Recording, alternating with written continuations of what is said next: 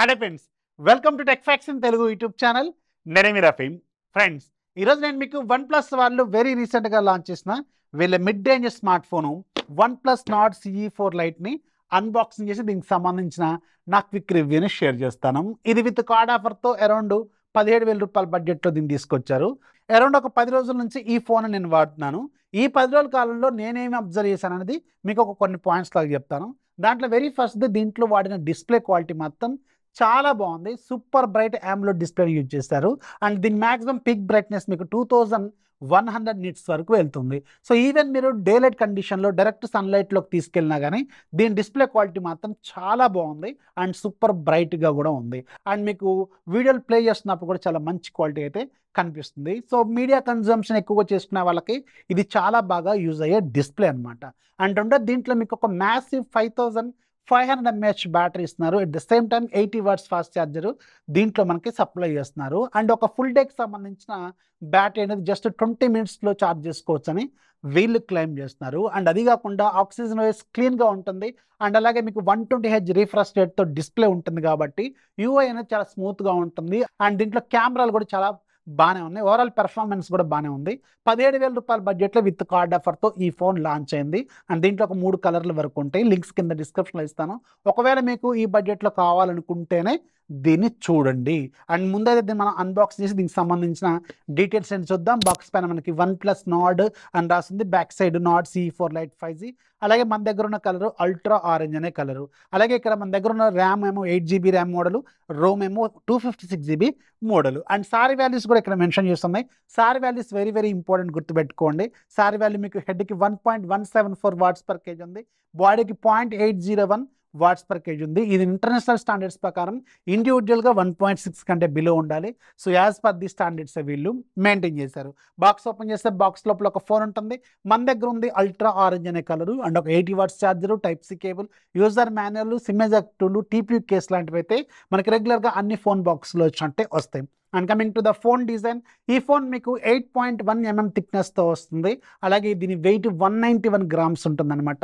వీళ్ళు క్లెయిమ్ చేస్తుంది. నేను టెస్ట్ చేసినప్పుడు 192 గ్రామ్స్ వరకు వచ్చింది. చాలా రీజనబుల్గానే ఉంది. అండ్ ఇది మీకు ప్లాస్టిక్ బిల్డ్ క్వాలిటీతో వస్తుంది. బ్యాక్ సైడ్ కూడా మీకు ప్లాస్టిక్ బ్యాక్తోనే వస్తుంది. రైట్ సైడ్ మీకు పవర్ బటన్, వాల్యూమ్ రాకర్స్ ఉంటాయి.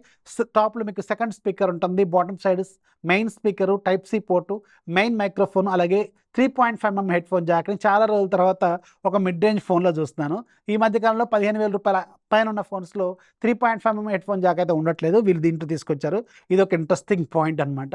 అండ్ లెఫ్ట్ సైడ్ మీకు మెయిన్ సిమ్ ట్రే ఉంటుంది. సిమ్ ట్రే కాన్ఫిగరేషన్ ఇక్కడ మీరు అబ్జర్వ్ చేయండి. బ్యాక్ సైడ్ మీకు 2 కెమెరాల సెటప్, 2 ఫ్లాష్ లైట్లు, కొత్త కెమెరా మోడల్ డిజైన్తో వన్ ప్లస్ బ్రాండ్ లోగోతో మనకి బ్యాక్ సైడ్ ఉంది. సో ఓవరాల్గా డిజైన్లో మాత్రం ఆల్మోస్ట్ అన్ని కవర్ చేశారు. ఎలాంటి ప్రాబ్లమ్స్ అయితే నాకు కనిపించలేదు. And coming to the display department, ఈ ఫోన్లో ఉన్న మెయిన్ హైలైట్స్లో ఇది ఒకటి.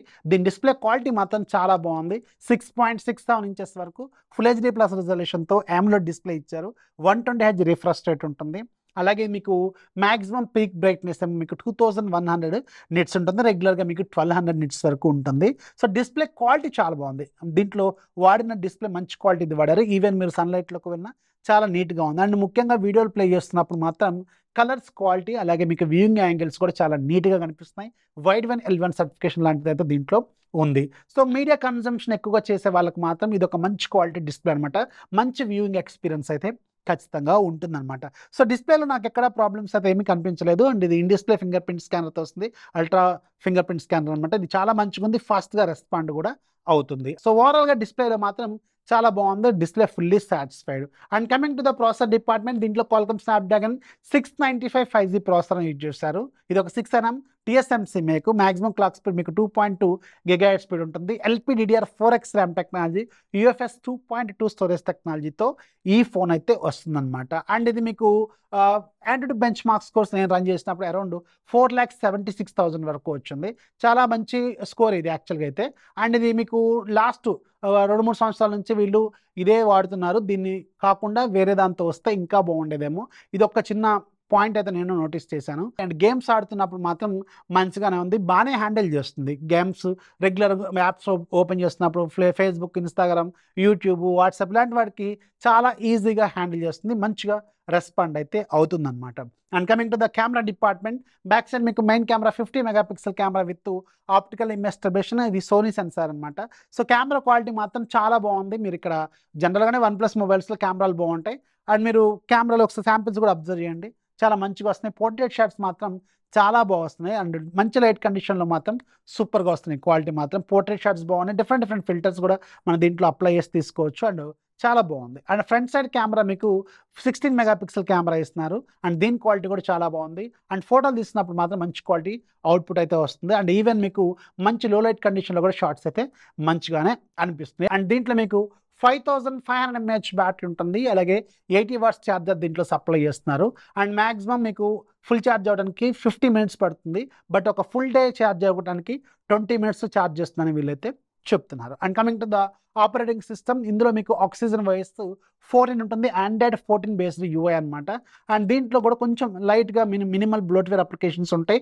అండ్ ఓవరాల్గా మాత్రం యూఐ చాలా ఫాస్ట్గా, చాలా స్మూత్గా ఉంటుంది. గూగుల్ డైలర్తో వస్తుంది, గూగుల్ మెసేజింగ్ యాప్తో వస్తుంది. అండ్ యూఐ మాత్రం చాలా ఫాస్ట్గానే ఉంటుంది.